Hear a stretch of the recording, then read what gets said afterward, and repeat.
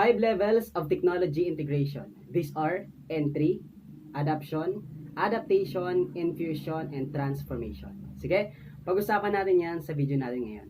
O may action tayo para madaling maalala ang 5 levels. Gawin nyo to, entry, adoption, adaptation, infusion, and transformation. Ulit. First level, entry. O pag sinabing entry, gawin mo to, entry. O bakit ganyan ang entry? Simple lang. Kasi pag sinabing entry, only the teacher uses the technology. So ito yung level na si teacher lang muna ang gumagamit ng technology. Ang strategy mo dito ay demonstration, show and tell. Nagsasalita ka habang pinapakita mo yung technology. Anong ginagawa ng bata? Nakikinig lang. O tama naman, di ba? Pag gumagamit ng technology, dapat si teacher muna ang gumagamit. Dapat ipakita niya muna sa mga bata kung ano yung technology, about saan ang technology, anong function ng technology.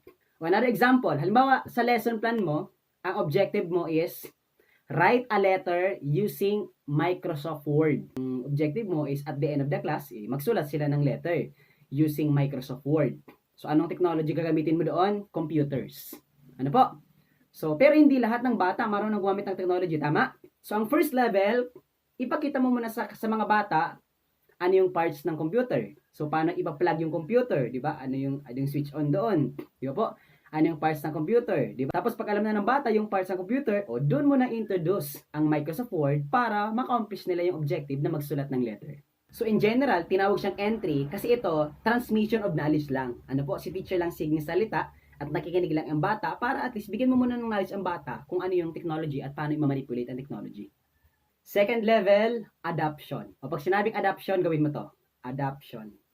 Ayan, ganyan. O pag sinabing adoption, ganyan ang action natin. Kasi pag sinabing adoption, both the teacher and the students are using the technology.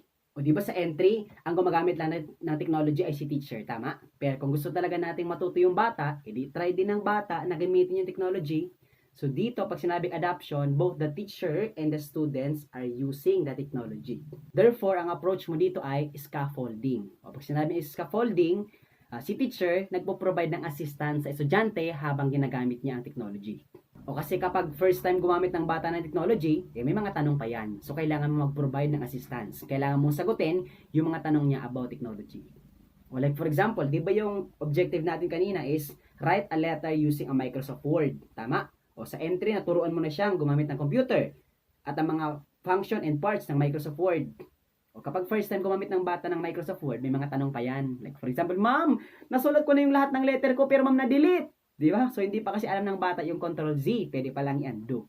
So ibig sabihin, may mga tanong yung bata at kailangan mo mag-provide ng assistance. Therefore dito, both the teacher and the students are using technology. Anong approach mo? Scaffolding. You provide assistance sa bata habang gumagamit siya ng technology. Pero hindi sa lahat ng pagkakataon, palagi kami binibigay na assistance sa bata. Ano po? Kasi gusto natin, dapat pagdating ng panahon, maging independent ang bata. Dapat unti-unti mong tatanggalin ang assistance na binibigay mo sa bata. Kasi ang gusto natin, maging independent ang bata tumayo sa sariling paa. Kasi kapag independent na ang bata, ito na yung third level, adaptation. O ganito ang pinaka-keyword mo sa third level ay independent. Ano po? So sa adaptation, independent. Bakit? Kasi ganito. Sa entry at saka sa adoption level, dito ang alam lang ng bata ay basic skills. Ano po? Pero sa third level adaptation, ang bata ay alam niya na yung basic skills, pati yung complex skills. O may basic, may complex, buo na yung bata. Ano? Holistic na yung bata. So, independent, kaya niyang tumayo sa sariling paa. So, ibig sabihin dito, so kung objective mo ulit, write a letter using a Microsoft Word. So, ibig sabihin, kaya niya nang gumawa ng letter using a Microsoft Word. Ano po? From start to finish. Even without the assistance coming from the more knowledgeable other. Because that's the goal of education. Gawing holistic ang bata, humanistic ang approach. Ano po? Buuin yung bata. May basic skills at complex skills. Next one, fourth level, infusion. O ganito Pag sinabing infusion, ang keyword mo dyan ay independent and choices. So, ibig sabihin yung bata, kaya nang tumayo sa sariling paa kasi may basic skills na siya and complex skills and at the same time, may choices na siya. So, hindi na lang limited to Microsoft Word ang paggawa niya ng letter. Kasi yung bata ay lifelong learner. Ano po? So, may mga natutunan pa yung bata na hindi tinuturo sa school. Like for example, natutunan niya na hindi lang pala Microsoft Word pwedeng gumawa ng letter. Pwede pala sa canva.com, for example, sa Canva. Ano po? So, ibig sabihin, may choices na yung bata. Pwede siyang gumawa ng letter sa Microsoft Word or pwede namang sa Canva. So, ibig sabihin, pumipili na yung bata. Kaya nga from the word infusion, ibig sabihin, yung mga natutunan niya, i-infuse niya. Ano po? Pagsasama-samahin niya. Ano yung best? Sa lahat ng mga natutunan niya, ano pala yung best software kung saan ka pwedeng gumawa ng letter? Last level, fifth level, transformation. O kapag sinabi natin transformation, ang mga keyword natin dyan ay change, innovation, and creativity. O kaya nga, from the word transformation, trans is a prefix which means change. So, change of form. Pag may binabago ka, edi nag-i-innovate ka, naging creative ka. Kasi ang gusto natin, maging creative ang bata. Ano? O di ba ang creativity or creating, that's the highest level in the revised Bloom's taxonomy. That's the goal of the education. Ano po? O balikan ulit natin yung example natin sa objective na write a letter. Ano? O di ba yung task lang naman is magsulat lang ng letter. Ano po? Pero alam mo yung ginawa ng bata, nag-innovate siya, naging creative siya. Bakit? Alam ginawa ng bata?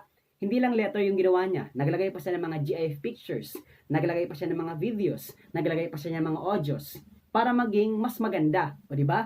Lumabas yung creativity ng bata, nag-innovate siya para mas maganda yung output niya kapag submission na of letters.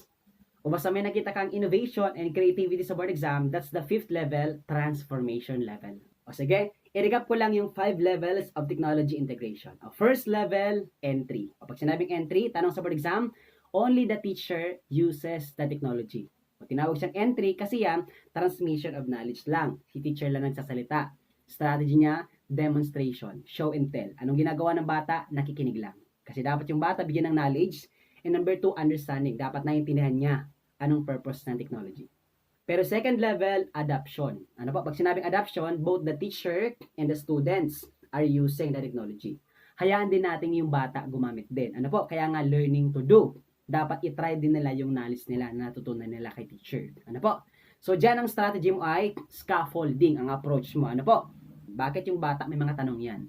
Yung bata, palagi may tanong kay teacher. So, si teacher nagbibigay ng assistance sa mga bata. Pero dapat, paunti-unting tatanggalin ni teacher yung assistance niya hanggang mawala ka sa picture. Kasi ang gusto natin, maging independent ang bata. Tumayo din siya sa sarili niyang paa. At kapag independent na ang bata, next level, third level, adaptation. Kapag sinabing adaptation, independent, ibig sabihin kaya nang gawin yung bata yung task, even without the assistance coming from the more knowledgeable other. Next one, fourth level, infusion. Pag sinabi natin infusion, dalawang keyword mo, independent and choices. Yung bata kaya nang tumayo sa sariling paa kasi may basic skills and complex skills, but at the same time, may choices din ng bata kasi yung bata is a lifelong learner. Last level, fifth level, transformation. Ano po? Pag sinabing transformation, kapag yung bata may binabago na, change. Kapag yung bata nag-innovate na. Kapag yung bata pinapakita na yung creativity. Ang tawag doon ay transformation level. That's the highest level of technology integration. Ulitin natin yung action natin. Entry, adoption, adaptation, infusion, and transformation. Entry, kasi si teacher lang gumagamit ng technology.